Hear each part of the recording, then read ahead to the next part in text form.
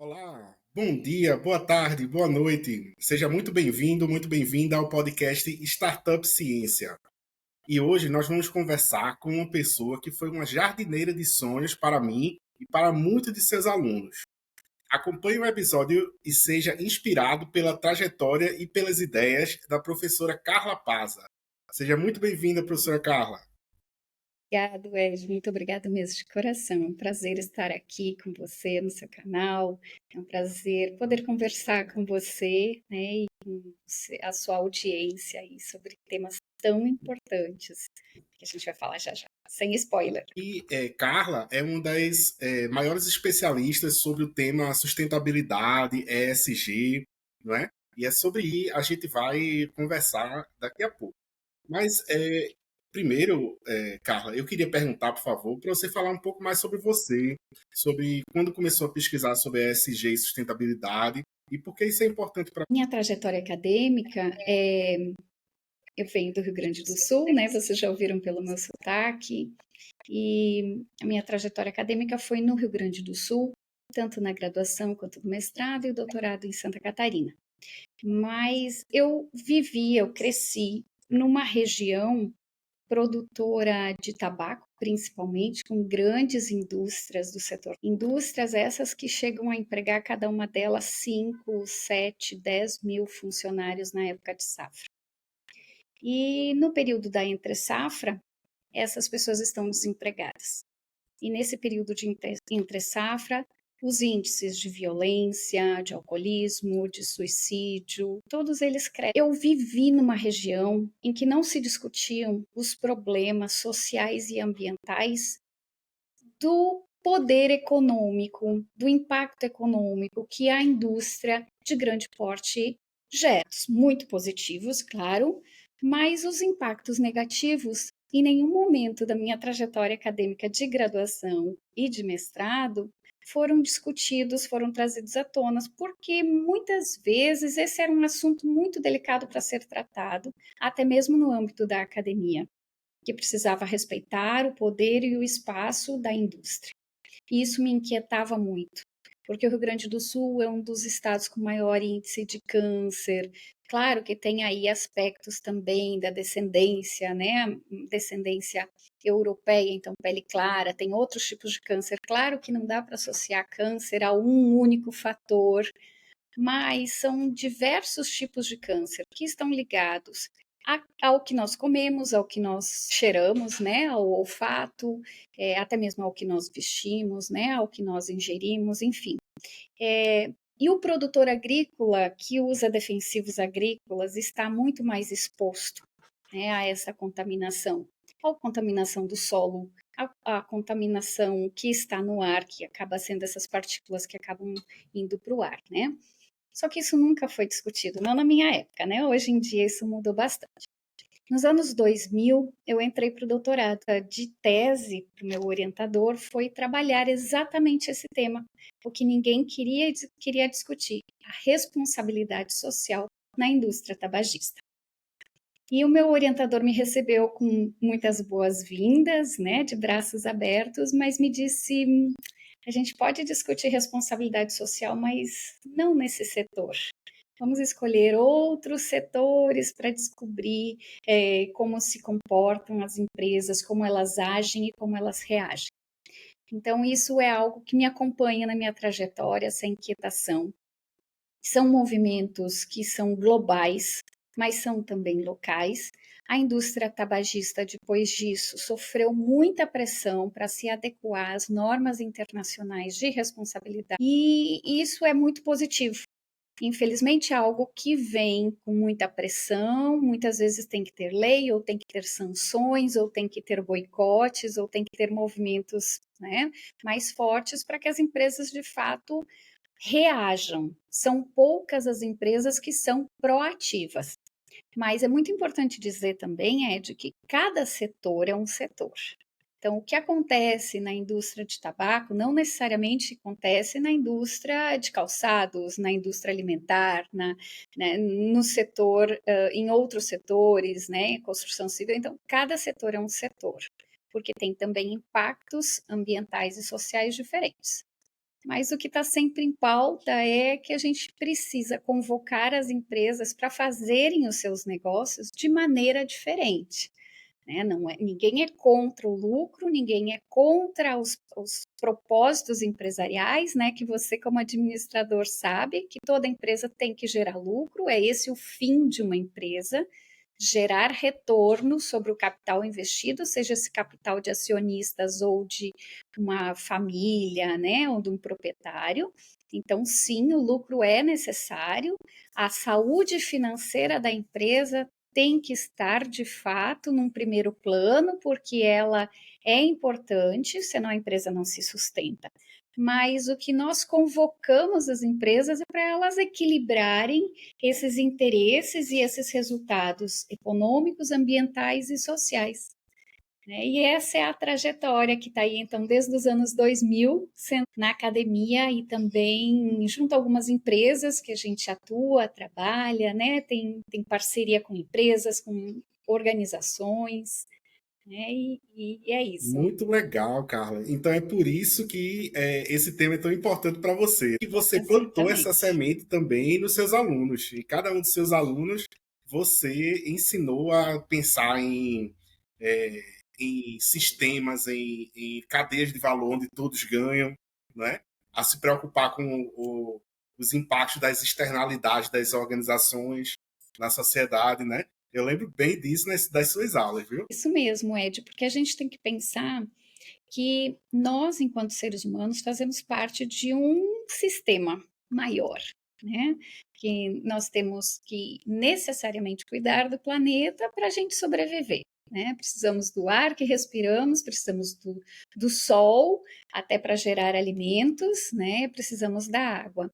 Então, nós temos que pensar que também protegê-los para garantir que estas e as futuras gerações tenham condições de vida, né? Então, assim, como é que a gente pode garantir que os nossos netos, né, os nossos filhos, os nossos netos, bisnetos e as próximas gerações também possam viver nesse planeta? E aí a gente vê, né, cada dia, em qualquer lugar do mundo, né, do país e do mundo, a gente está vendo aí mudanças climáticas bastante acentuadas, que são, em parte, consequências, sim, do nosso modo de produção e consumo, né? O que nós estamos, como estamos extraindo esses recursos naturais, como estamos transformando, descartando, consumindo e descartando. Essas mudanças climáticas são, sim, aquelas que estão sendo causadas pelos efeitos, né, dos gases causadores do efeito estufa, né, as consequências desses gases. Existe um movimento cíclico natural de adaptação da Terra também, que deve ser considerado, mas existe sim a influência do ser humano, né, na relação com a natureza, até porque nós somos quantos bilhões no planeta, né? Aí o relógio fica contando a cada segundo, né? Mas já somos mais de 8 bilhões no planeta, não é isso? Uhum, uhum. Então, nós somos muitos e precisamos comer, precisamos nos vestir, precisamos beber, temos cada um tem o seu estilo de vida, o seu padrão de vida. Em diferentes lugares do mundo vão ser diferentes, alguns vão ser mais sustentáveis, outros menos sustentáveis, né? E esse impacto é que as empresas precisam trazer para dentro da sua agenda de sustentabilidade, ou, como está sendo chamada atualmente, agenda ESG, Environment, Social and Governance, ou então tem sido traduzido para ambiental, social e governança, né? Então, esse é um tema que está super na moda, né? E eu acho importante também dizer, sabe, Ed, que nós na academia a gente traz esses conceitos, leva para o mercado, muitas vezes o mercado, o governo também, as próprias organizações da sociedade civil, muitas vezes precisam, elas ouvem, escutam, precisam de um tempo para maturar tudo isso que a gente traz da academia, e daí passam-se anos assim, e aquele conceito fica lá paradinho, adormecido, daí chega alguém às vezes as Nações Unidas, uma conferência, ou até mesmo uma empresa, né, que remodela aquele conceito, e daí vira moda, daí sim, agora vai todo mundo atrás, né? Isso aconteceu, por exemplo, com a logística reversa, que agora é economia circular, né? Então, temos que pensar na economia circular, né? Com vários conceitos que foram surgindo, a social e ambiental, ou a responsabilidade socioambiental é um desses conceitos, que agora foi repaginado com o termo de ESG, e que está mais do que na hora da gente incorporar isso na agenda das empresas, né? E aí, com a ajuda do mercado financeiro, né, que é um importante ator aí deste cenário, a gente está conseguindo ver mudanças bastante significativas nesse caminho. Isso é muito bom. Interessantíssimo. Então, assim, os conceitos foram evoluindo e se repaginando, né? E agora, com o termo ESG, está ainda mais assim, atual e na agenda das organizações. Mas eu costumo dizer, sabe, Ed, que assim, eu não boto minha mão no fogo por empresa nenhuma, né? Então eu costumo dizer que as empresas, o seu comportamento, muitas vezes ele é um comportamento em função de uma pressão que está sendo exercido sobre a estrutura daquela indústria. Isso é uma linguagem de estratégia que a gente usa, mas uma linguagem mais simples, digamos assim, né, mais coloquial. Imagina que uma indústria, todas as empresas que competem naquele mesmo setor, né, elas vão sofrer as mesmas pressões. Então, uma empresa que é exportadora dos seus produtos, o cliente lá fora, por exemplo, a comunidade europeia, ela exige um padrão X de comportamento ambiental de ser demonstrado através de certificações internacionais, como as certificações da ISO, a ISO 14000, a ISO 26000, a OSHAS 18000, que é na área de saúde e segurança do trabalhador, né? Então, existem mecanismos para você demonstrar que você está conseguindo seguir um padrão internacional. Das empresas na comunidade europeia, elas têm um comportamento que é de um conjunto de organizações, das Nações Unidas, dos países, mas do comportamento do consumidor que exige e que faz muita pressão.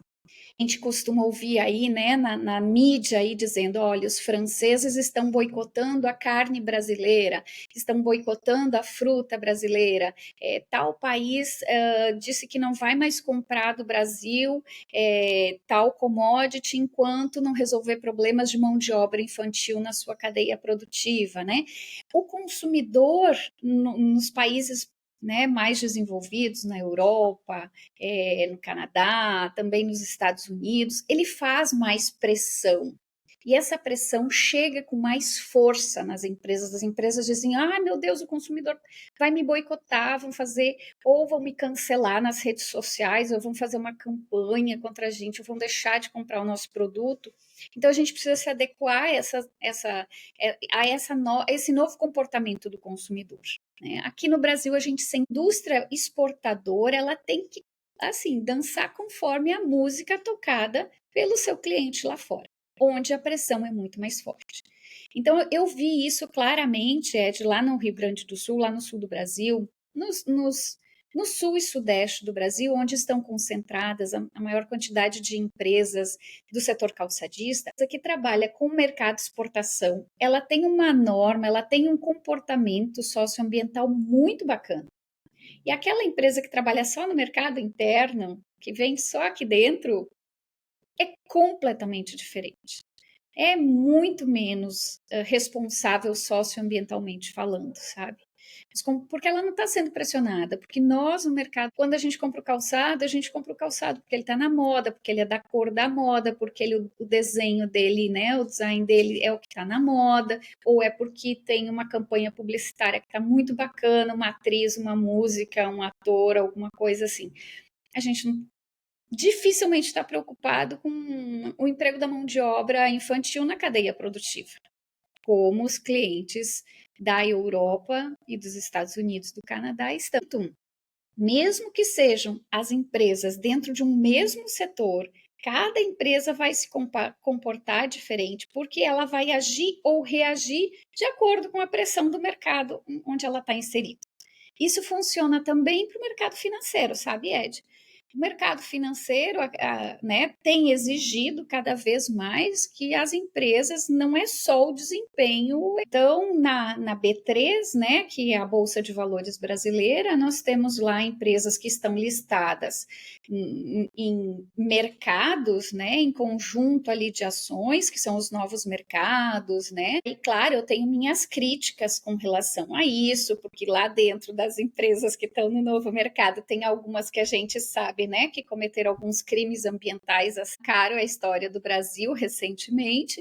Então, são empresas que a gente questiona como é que elas podem estar classificadas no novo mercado, mas ao menos elas estão ali demonstrando uma proatividade, mesmo sabendo que elas têm um passivo ambiental e social, mesmo sabendo que os processos produtivos não são totalmente muito grande de descarbonização das plantas industriais, das plantas fabris, né? Recentemente aí a M. Dias Branco na fábrica aqui da Vitarella está, não sei se está 100% descarbonizada, mas está chegando nisso, está com um plano muito bacana. Então, assim, por mais que a gente vê esse movimento financeiro tem um papel muito importante, né? E isso está acontecendo no Brasil, está acontecendo no mundo, né? E isso é sempre muito positivo.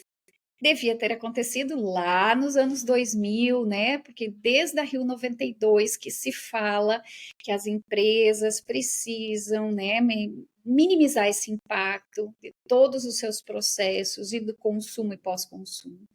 Mas a gente, passinhos de tartaruga, a gente está indo. E também com pessoas que trabalham nas organizações temos muito poder muito não, talvez algum poder de influência. Muito, sabe, Ed? Muito. Eu costumo perguntar, assim, para os alunos em sala de aula, para os amigos, assim, que pressão você fez sobre uma empresa, né?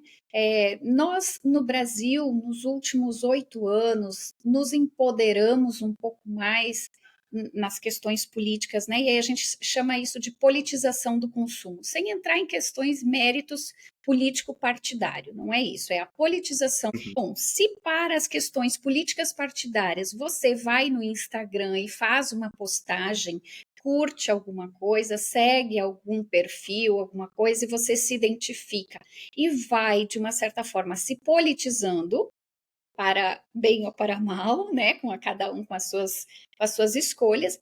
Você faz isso também com o consumo, para nas redes sociais um apoio àquelas empresas que estão mais engajadas para o socioambiental e você pune, cancela aquelas empresas que estão menos engajadas e que estão cometendo crime ambiental, desrespeito com direitos trabalhistas, com direitos humanos, né? Então, nós precisamos ainda criar essa cultura, essa politização do consumo, porque a resposta dos meus alunos, a maioria das vezes é não, né? Assim, não faço muita coisa. A minha escolha de compra está sempre muito baseada nas questões financeiras, ou seja, cabe no meu orçamento ou não cabe no meu orçamento. É uma marca que está na minha memória, que eu tenho um relacionamento, que eu tenho uma boa experiência e que cabe no meu bolso. Geralmente, as escolhas de consumo do brasileiro têm recaído muito em cima desses critérios. E isso historicamente.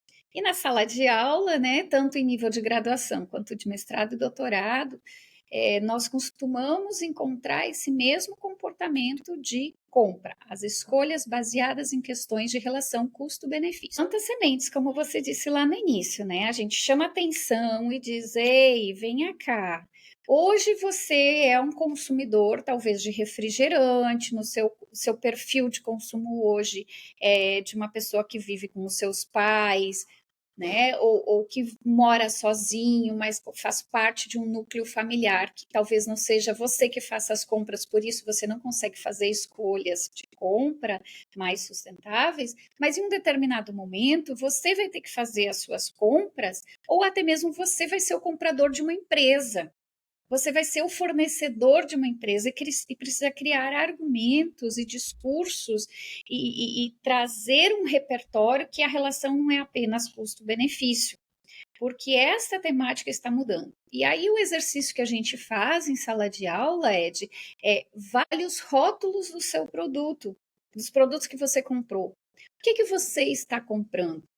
E no Brasil a gente tem um movimento bastante interessante já há alguns anos, que é um movimento pela alimentação mais saudável, menos calórica, né? E vocês devem ter visto por aí nos outdoors dos ônibus, né? Ao menos aqui em Recife, mas acredito que em outras cidades do Brasil também, campanhas pela redução da quantidade de açúcar em alguns alimentos ultraprocessados, né? Principalmente aqueles que as crianças consomem.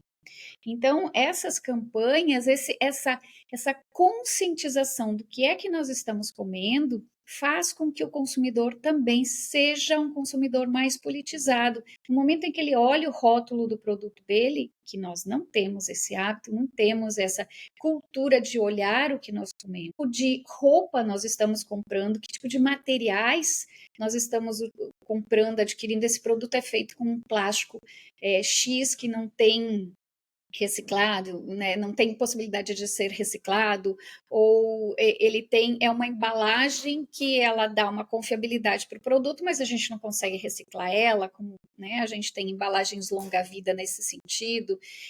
No momento em que eu posso fazer uma escolha por que tipo de embalagem de produto eu quero, né? Muitas vezes você vai no supermercado, você vai numa loja e você ganha 3, 4 embalagens. A embalagem do próprio produto, eu uso muito o exemplo do creme dental, né? Eu não sei se você lembra, mas o creme dental tem uma embalagem e ele vem dentro de uma caixinha, que é uma embalagem plástica, daí ele vem dentro de uma caixinha que é uma caixa de papelão, e aí ele vai dentro de uma sacolinha, porque você não vai sair do supermercado sem, ou da farmácia sem uma sacolinha.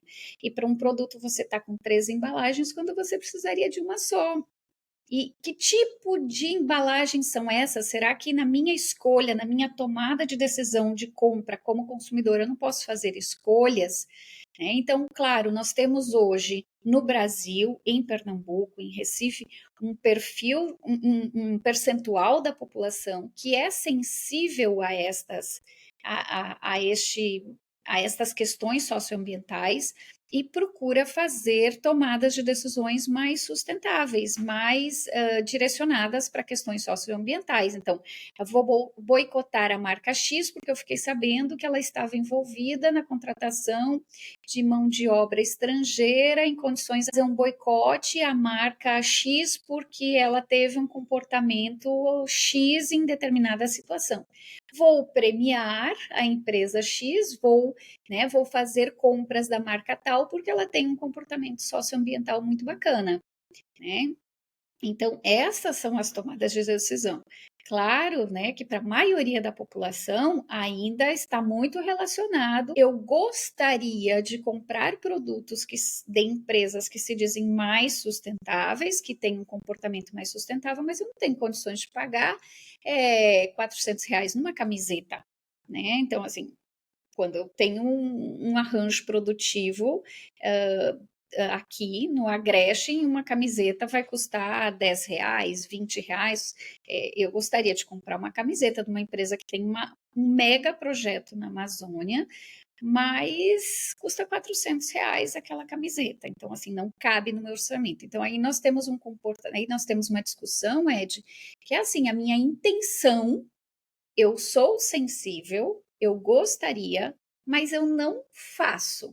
E não faço por N motivos, né? Não faço porque não tenho um fornecedor adequado, não está no preço que eu quero, está muito distante para eu. Então, eu dou um exemplo em sala de aula que é o cuscuz. O cuscuz faz parte da dieta, né, nordestina, do nordestino, né, pernambucana e tal. Um pacote de cuscuz que a gente compra no supermercado vai custar ali R$ 2, R$ 3. Vamos exagerar, vamos botar R$ 5, né? Mas tem um T bem grande na embalagem, um T, né, um símbolo ali, um triângulo com um T amarelo dentro, que indica que aquele milho processado é um milho de origem transgênica. Essa semente passou por um processo de transgenia, né, e que até hoje nós não temos ainda evidências no mundo dos efeitos negativos e positivos da transgenia. Ainda está em estudo todo o impacto, né, Aí eu, como uma pessoa assim mais aberta, né, mais influenciável pelo social e ambiental, digo, não, eu não vou comer transgênico, então vou procurar um cuscuz que não seja transgênico, né? De uma semente que veio de um banco de semente crioula, muito bacana, tudo muito bonito. Mas o preço desse cuscuz é 2, 3 vezes mais. Aí, quando você vai para uma relação de alimentar a população toda, eliminar a pobreza e a fome, você não vai conseguir alimentar se o cuscuz não chegar no preço de R$ 2, não vai conseguir eliminar essa fome com um cuscuz custando 10, R$ 15, não é?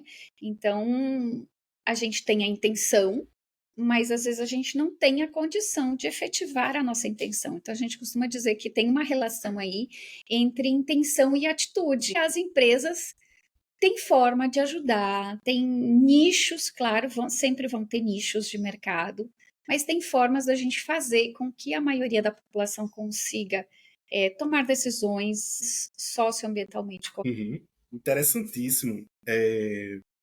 Nós, como consumidores e também como atores políticos, né, que os indivíduos são, podemos fazer a diferença, né, e fazer pressão. Muito, Carla, exato. assim, em cada episódio do nosso podcast, eu faço uma inserçãozinha de uma plataforma estou me envolvendo cada vez mais, que se chama Research Hub, sabe? Ciência Uhum. descentralizada é um movimento que está baseado muito na questão do open Science, da ciência aberta, que é para tirar os muros que, por exemplo, separam a produção científica das pessoas que, por exemplo, consomem a ciência, através, por exemplo, dos paywalls, né? Dos journals que cobram para as pessoas comprarem. E eu vou dividir minha tela aqui para mostrar para você, Sueli, que eu acho que você vai gostar muito dessa plataforma. Para você e para a audiência também. Que é o Research Hub, sabe? Que é uma plataforma de ciência descentralizada que é incentivada por essa criptomoeda aqui, que é a Research Coin, sabe? Então, todas as nossas ações na plataforma, quando geram valor para as outras pessoas, elas vão gerando criptomoedas, sabe? E que depois a pessoa pode trocar por dinheiro na conta.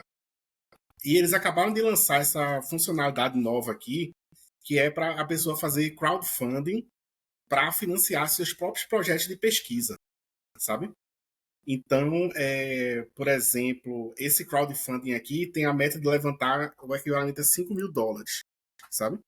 E tem mais 29 dias e a pessoa pode, por exemplo, apoiá-lo com um valor. Por exemplo, eu vou colocar 20 moedas aqui para apoiar esse, tá certo?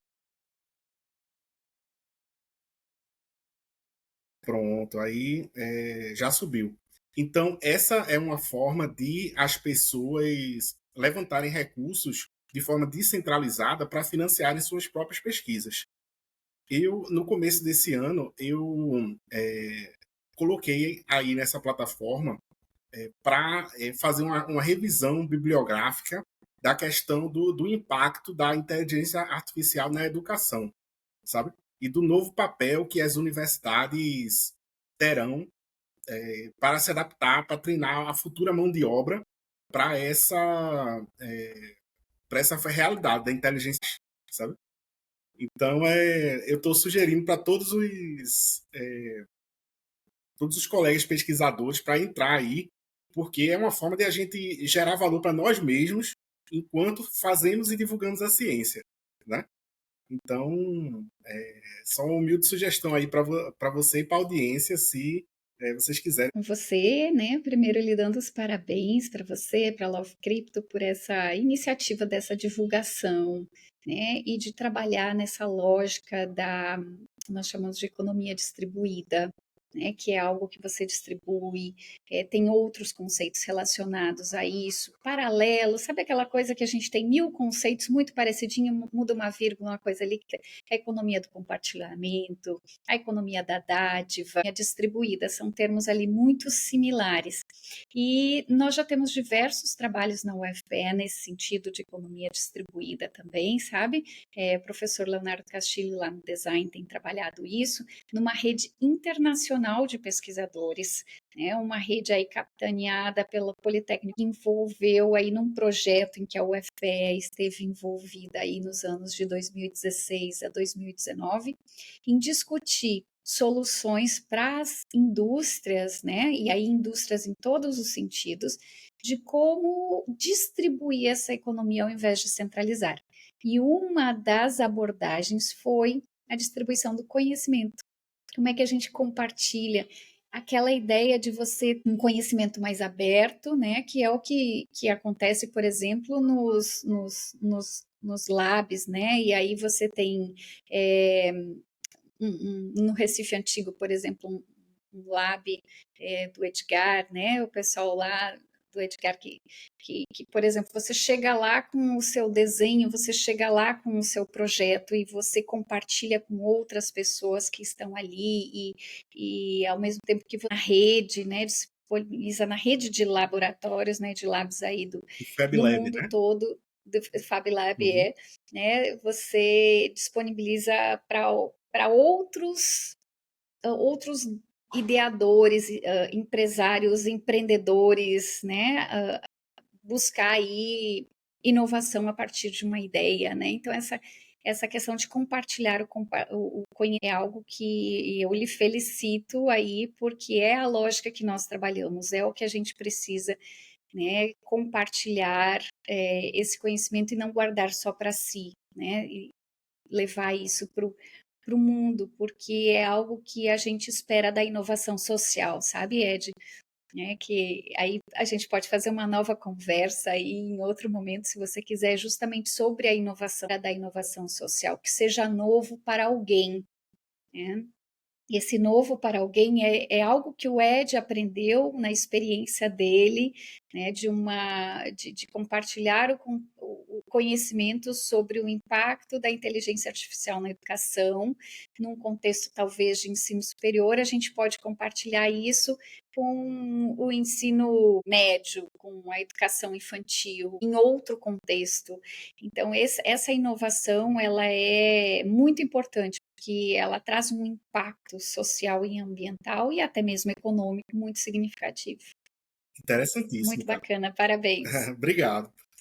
Sabe, uma última pergunta, por favor, para a gente encerrar esse episódio. Assim, uma coisa que eu venho percebendo muito é que as universidades, o nosso sistema educacional está em transformação, né? Nesse momento. E como você acha que deve ser a educação para o século XXI? Uau! Complexa, cheia de desafios, né? Desafios para todos nós.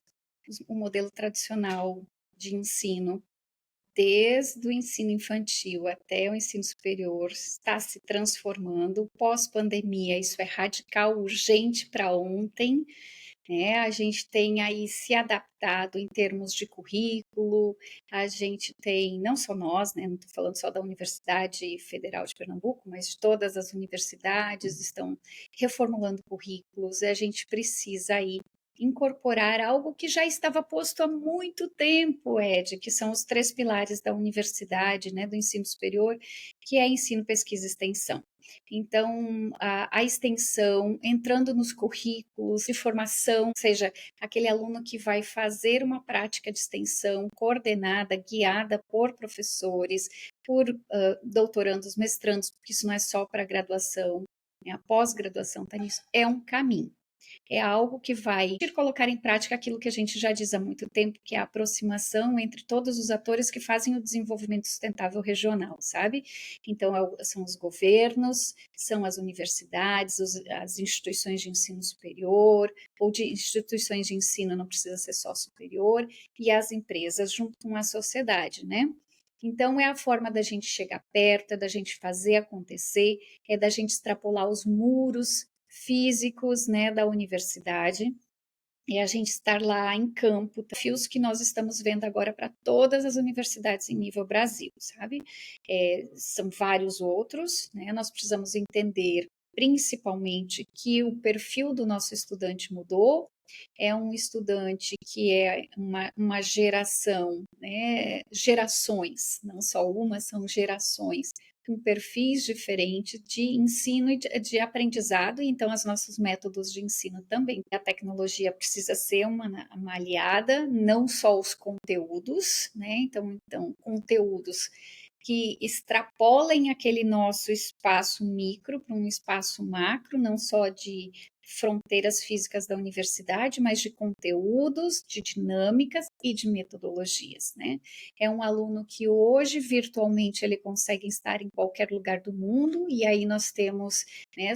Eu particularmente sou adepta muito favorável, muito me convence muito o discurso das modalidades de intercâmbio virtual, né? Então a Universidade Federal de Pernambuco já teve iniciativas aí antes da pandemia com experiências de intercâmbio virtual, né? Nós tivemos aí o programa Brazilian Academic Virtual Exchange, nós tivemos experiências tanto com universidades americanas, colegas tiveram experiências com universidades da África do Sul, tivemos da Europa também, né?